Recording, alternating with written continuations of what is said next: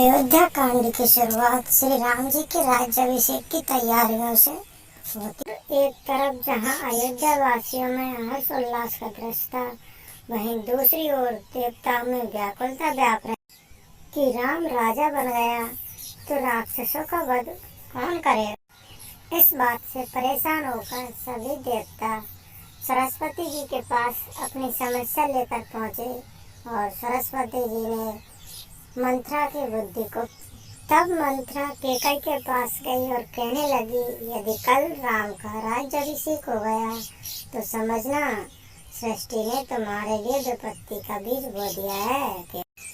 ये सब सुनकर केकई दुविधा में पड़ गई और कोप भवन में चली जाती है और वहां जाकर दशरथ जी से कहीं गए 2 वचनों को मांगने की बात करती है। हे प्राणनाथ, मेरे मन को भाने वाला एक वर दीजिए, मेरे भरत को राज तिलक और दूसरा वर राम को 14 वर्ष का वनवास।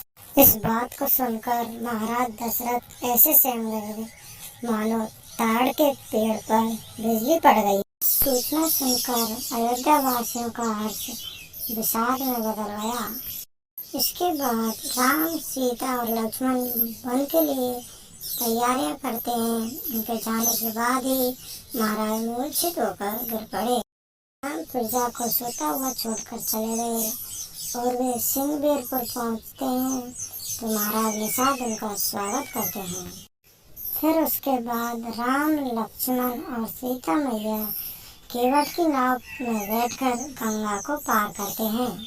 इधर अयोध्या में महाराज दशरथ राम वियोग में स्वर्ग को सुधार गए। तूने पूरे कुल का नाश कर दिया।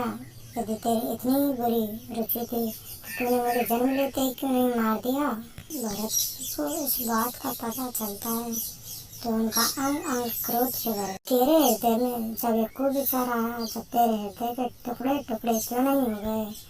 श्री राम को मनाने के लिए भरत चित्रकूट पहुँचे, लेकिन राम के मना करने पर भरत उनकी चरण पादुका लेकर अयोध्या की ओर वापस